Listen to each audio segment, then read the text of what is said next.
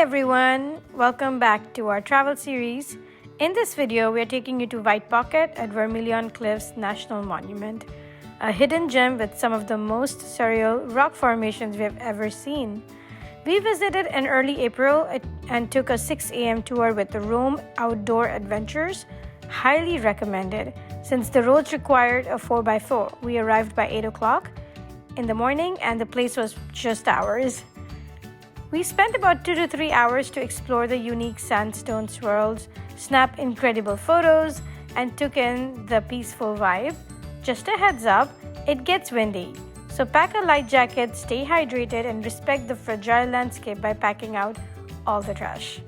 Fun fact, these twisted rock layers are over 190 million years old, shaped by ancient sand dunes and floods. Nature really is the best artist. If you like the drone footage, don't forget to like, comment, and subscribe. Tour info is in the description below. See you on our next adventures.